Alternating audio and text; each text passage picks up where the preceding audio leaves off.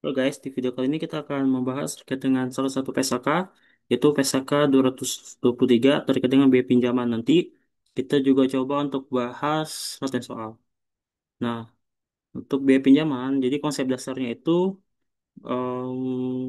biaya pinjaman ini kita harus menentukan kapan biaya pinjaman ini dicatat sebagai aset. Nah, biaya pinjaman ini dicatat sebagai aset saat kita menggunakan pinjaman tersebut untuk pembuatan aset. Misalkan untuk bikin pabrik, bikin gedung, bikin pesawat. Nah, nanti biaya bunganya ini kan pasti ada biaya bunga nih. Biaya bunga ini ini ditambahkan ke biaya aset. Ini masuk ke aset nanti. Itu yang namanya kapitalisasi. Nah, tapi kalau misalkan biaya bunga itu untuk untuk modal kerja, untuk modal kerja, ini kita nanti catatnya sebagai expense atau beban. Ya, itu konsep dasar biaya pinjaman. Nah, kemudian di sini ada istilahnya aset kualifikasian. Jadi, aset kualifikasian ini dia aset yang memang butuh waktu untuk pengerjaannya. Misalkan tadi kita ngebangun pembangkit listrik, terus gedung-gedung pencakar langit, kapal besar, ya. Kemudian, kalau kita lihat,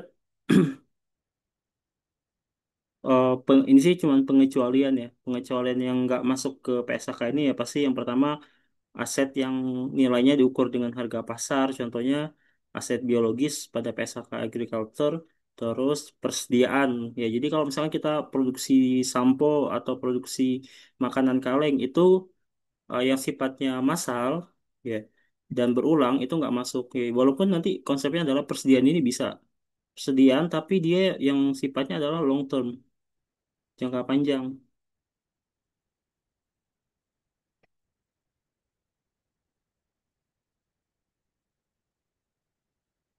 Nah,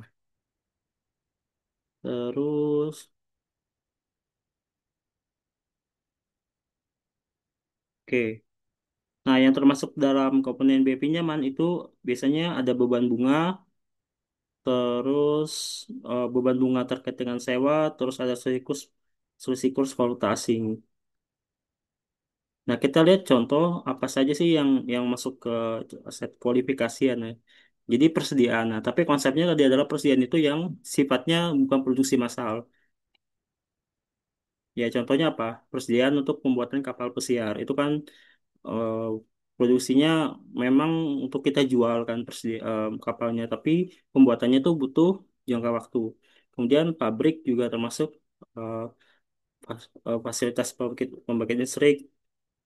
Kemudian ada aset tak berwujud, misalkan ada pembangunan atau pengembangan software yang butuh bertahun-tahun, ada properti investasi yang gedung yang memang dibangun untuk disewakan dan lain-lain. Nah, yang nggak termasuk ke dalam definisi aset kualifikasian, ya, yang non aset kualifikasian. Ini contohnya misalkan hmm, di sini aset keuangan.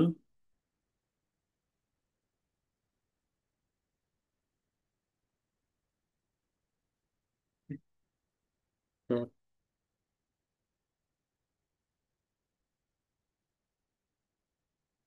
Contohnya itu ada aset keuangan,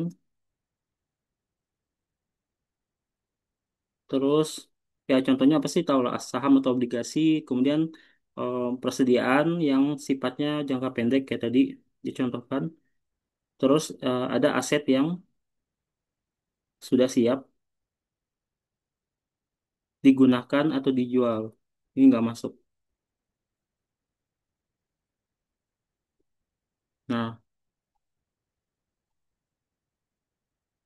Nah, perusahaan harus memasukkan biaya pinjaman ke dalam kategori biaya aset ya. Ini kan konsepnya adalah biaya itu nanti biaya biaya terkait pinjaman itu nanti masuk ke aset itu jika kategorinya pertama adalah biaya tersebut itu dapat diatribusikan secara langsung dengan perolehan konstruksi atau pembuatan aset.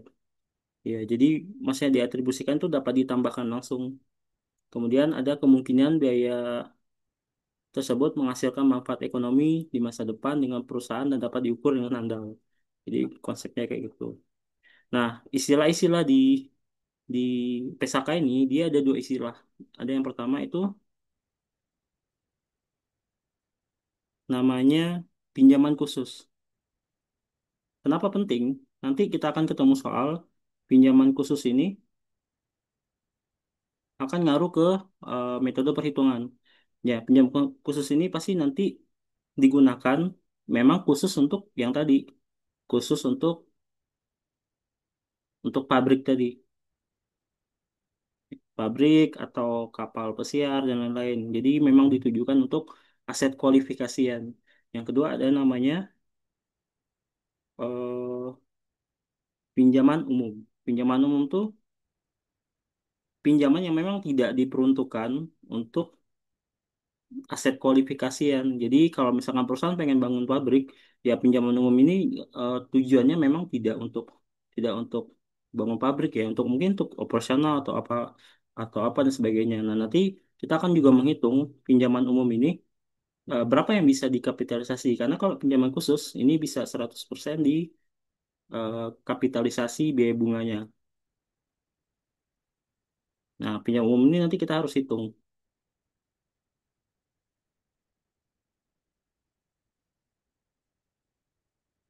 Nah, kemudian ada konsep di pinjaman khusus. Pinjaman khusus ini dia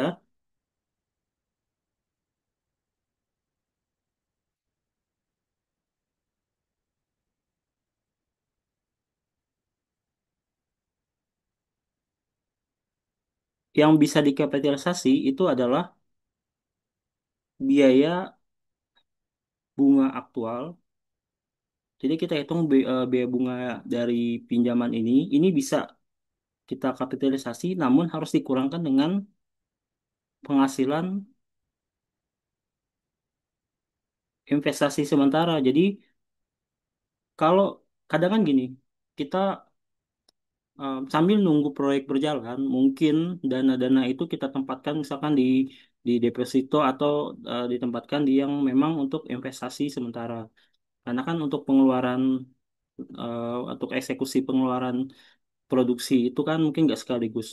Nah, biasanya ada imbal hasil dari kita menempatkan dana. Nah, imbal hasil itu harus kita kurangkan dengan biaya bunga kita. Ya, contohnya misalkan kita biaya bunga punya 10M. Terus hasil dari investasi pinjaman khusus ini itu adalah 1M. Maka yang bisa dikapitalisasi adalah 9M. 9M ini nanti masuk ke aset. Tergantung asetnya apa. Asetnya pabrik, aset tetap lainnya, dan sebagainya. Terus kalau pinjaman khusus, ini nanti kita harus menghitung rata-rata tertimbang. Karena gini, pinjaman khusus itu kan sorry, pinjaman umum. Pinjaman umum ini kita nanti menggunakan metode rata-rata. Nanti akan dijelaskan di latihan soal. Jadi maksudnya gini, pinjaman umum ini dia punya apa namanya? Kan banyak jenisnya ya. Pinjaman misalkan obligasi, terus bentuknya mungkin pinjaman apalah gitu ya, not mungkin ya, not payable mungkin dan sebagainya. Jadi ini kita bikin rata-rata ya, karena kita harus menentukan berapa sih bunganya dalam persen. Nah, ini pakai metode rata-rata tertimbang. Nah, apakah nilai kapitalisasi aset itu ada batasnya? Ya, tentu ya. Nanti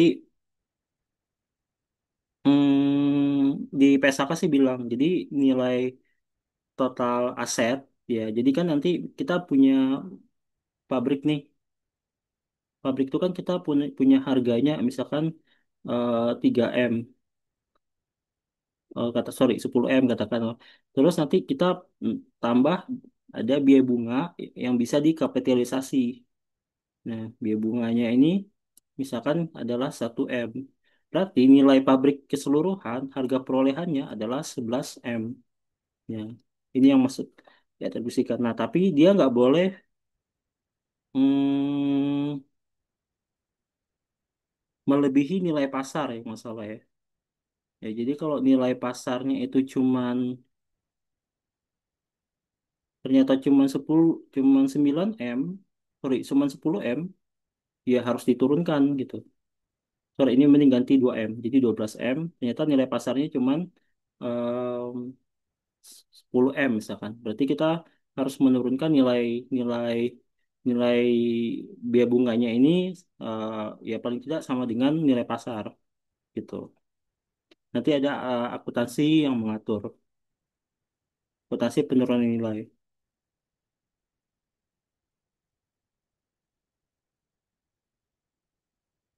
Terus, nah kapan sih kita bisa mulai mengkapitalisasi? Yang pasti kita bisa mengkapitalisasi itu ketika sudah ada pengeluaran. Ya, jadi sudah ada pengeluaran dan sudah ada biaya pinjaman.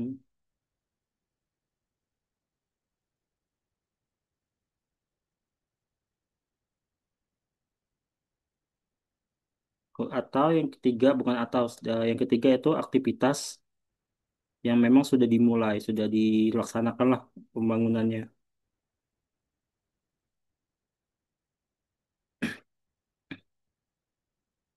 Tapi boleh juga di PSAK itu di paragraf 19, oh sorry dilupa, karena udah dirangkum. Jadi intinya biaya bunga itu saat mengurus izin IMB itu dia eh, apa namanya ini bisa dikapitalisasi. Jadi kalau dia ngurus IMB itu bisa dikapitalisasi. Sudah mulai bisa dikapitalisasi. Cuman kalau dia cuma memiliki tanah itu masih belum. Kalau dia belum ada kegiatan pengembangan itu yang nggak boleh. Terus yang pasti kapan sih kapitalisasinya itu selesai ya pasti ketika konstruksi fisiknya selesai terus ada em, bisa aja penyelesaian bertahap dan lain-lain. Mungkin kurang lebih konsepnya itu, tapi kita coba masuk ke latih soal.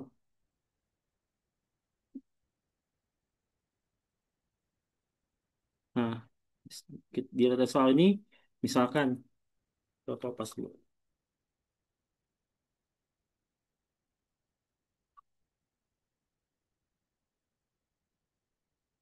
Oke, perusahaan itu punya punya apa?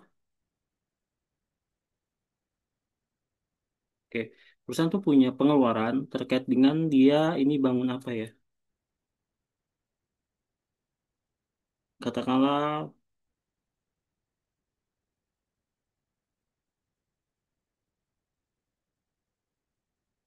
oke, katakanlah dia mau bangun aset pabrik misalkan.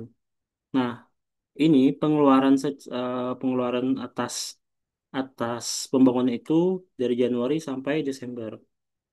Kemudian perusahaan tuh punya dua pinjaman. Nah, ini penting. Kita harus tahu dia punya dua pinjaman.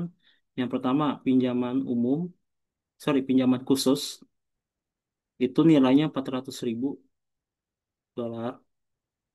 Bunganya itu 12%. Kemudian dia punya pinjaman lain atau pinjaman umum.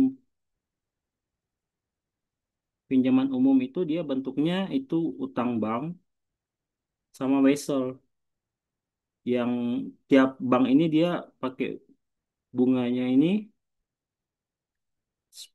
10% sama 8%. Nah, apa yang harus kita lakukan pertama? Kita harus menentukan rata-rata ya, rata-rata dari pengeluaran. Nah, caranya itu kita tentukan dulu rata-rata tertimbang sini, rata-rata tertimbang. Nah, karena di 31 Januari dia kan ngeluarin biaya 100.000. Nggak fair dong. Eh, Biaya 100.000 ini kan dari 1 Januari sampai 31 Januari ini kan belum belum apa belum ada pengeluaran, ya, sehingga em, di sini dari Februari, jadi 100.000 itu nanti untuk Februari sampai dengan Desember, makanya dia 11/12, nanti kita kali dengan 100.000. Yang hal sama, ya, 400.000 ini bukan untuk Januari, Februari, Maret, April, karena kan ini baru keluar biayanya itu, jadi biar fair, baru keluar itu di 31 Mei, berarti nanti kita bikin untuk Juni, Juli, Agustus, September, Oktober, November, Desember, ada 7 bulan dan seterusnya, ya. Jadi konsepnya karena kita biar fair. Jadi ini menurut siapa ya? Menurut PSK. Jadi menurut PSK nanti dan prakteknya itu pakai rata-rata tertimbang. Biar pengeluaran ini fair. Ya, nilai 100.000 belum tentu 100.000. Ya, secara rata-rata dia cuman sekian sekian puluh ribu gitu. Ini sama, ini 3/12. Nanti ada tanggalnya. Kalau dia dari mulai tanggal 1 Januari, ini 12/12, ya. Kalau dia tanggal 31 Januari, berarti selama 1 Januari itu dan 31 itu sebenarnya 100.000 ini tidak untuk pengeluaran itu. 400.000 ini 260.000.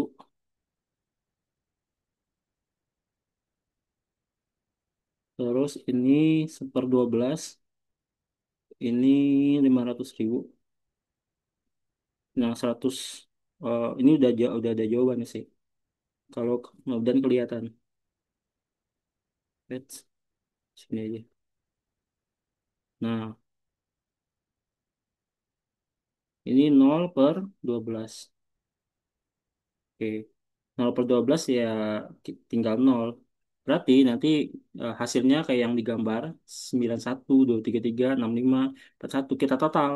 Oh, ternyata rata-rata pengeluarannya itu adalah 431.666,67. Nah, ini yang harus kita jadikan dasar. Jadi kalau ada soal di soal CE nanti ini ya, nanti misalkan ditanya berapa sih yang harus dikapitalisasi. Nah, kita lihat dulu dari sini yang didanai oleh pinjaman khusus itu kan tadi di soal pinjaman khususnya itu 400.000. Nah, yang didanai dari pinjaman khusus itu 400.000 dengan bunga 12%. Kita kali ketemu biaya bunganya itu 48.000. Sementara pinjaman umum itu tuh ada dua tadi. Nah, itu kita pakai rata-rata lagi. Yang pertama itu kan tadi ada wesel ya, ada utang bank. Itu nilainya 2 juta. Terus ada utang wesel, itu nilainya 1 juta. Ini bunganya 10%, ini bunganya 8%. Kalau kita kalikan bunganya, berarti 200.000, utang weselnya 80.000. Berarti 280.000. Nah, kita tinggal bagi aja ke, ini kan total total utang umumnya itu 3 juta. Total bunganya 280.000. 280.000 dibagi 3 juta, itu ketemu berapa? Ketemu nilainya adalah bunganya 9,33%. Oke. Nah, karena pinjaman khusus kita kan pengeluarannya 431 didanai oleh pinjaman khususnya 400.000, berarti sisanya kita narik uang dari pinjaman umum. Pinjaman umumnya itu adalah 31.667. Ya, dibulatin lah. Nah, bunganya pakai yang berapa? Pakai yang 9,33 ini. Nah, itulah penting kita pakai rata-rata tertimbang. Karena pinjam umum kan banyak nih, dia punya utang-utangnya. Ada 1, 2, 3, 4, dan sekian. Berarti nanti kalau kita lihat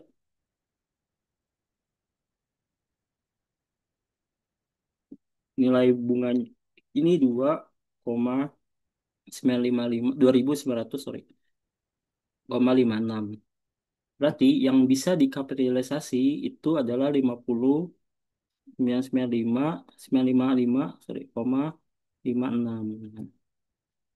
Gimana jurnalnya? Ya jurnalnya, ingat ya, ketika kita ada pengeluaran, misalkan kita bangun pabrik 100.000 ini, pasti kita akan jurnal debitnya adalah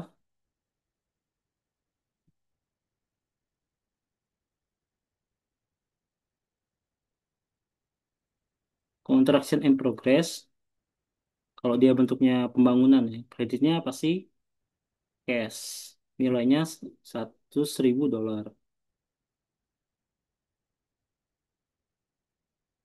Oke. Nah,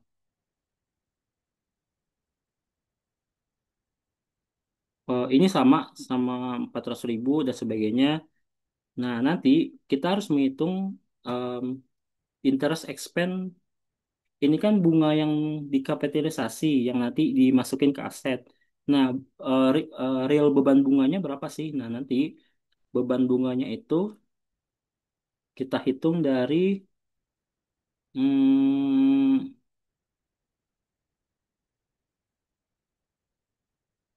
oke, kan pinjaman mana ya tadi?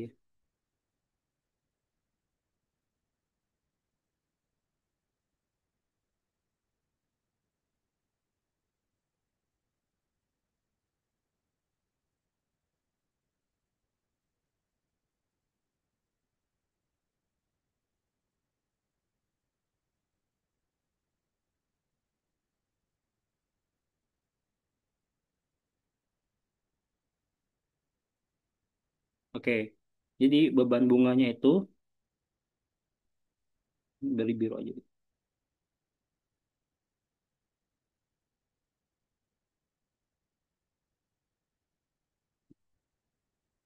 Beban beban bunga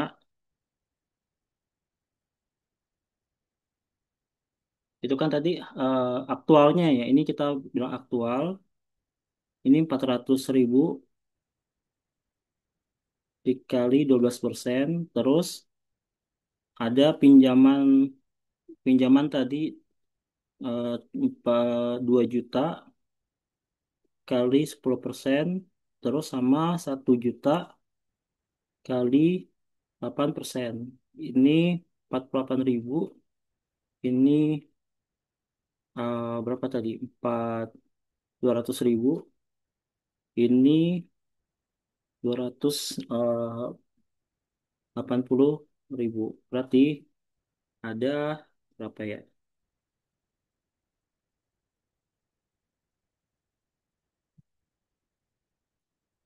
8.000. Oh, bisa.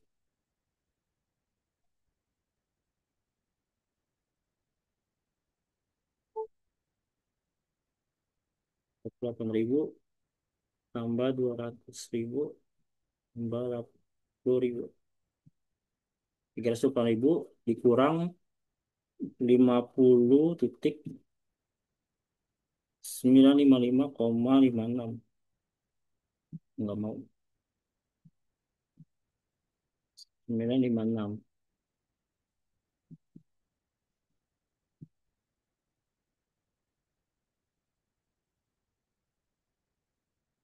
Berapa ya?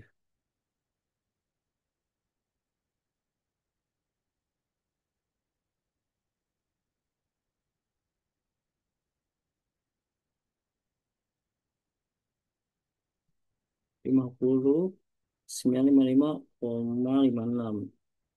Nah, 277,044. Jadi, ini kan 328. Ini yang yang biasanya sih kita jurnal 328 ini itu debitnya adalah beban bunga pada kreditnya adalah utang bunga misalkan kalau dia kita pakai payable sebesar 328.000. Tapi dari 328 ini kan ada 50.000 sekian yang dia yang nggak kita akui sebagai beban, kita akui sebagai aset. Nah, maka nanti jurnalnya debitnya adalah contraction in progress, kreditnya adalah beban bunga. Nanti nilainya berarti senilai 5955,56 tuh. Terus nanti em, ketika asetnya sudah jadi ya, ya CIP kan nanti akan kita balik ya. CIP itu kan konsepnya nanti debitnya apa? Misalkan pabrik. Debitnya pasti pabrik, kreditnya ya saya contracting in progress-nya kita kumpulin. Nah, ininya nanti harga perolehan. Misalkan berapa tadi? Berarti tinggal kita tambahkan aja 138 juta ditambah 50 sekian. Nah, itu. Oke, sekian untuk video kali ini. Untuk materi terkait eh, pelaporan kalkulat ini tinggal mungkin kayaknya satu atau dua lagi. Oke, sekian untuk video kali ini. Terima kasih.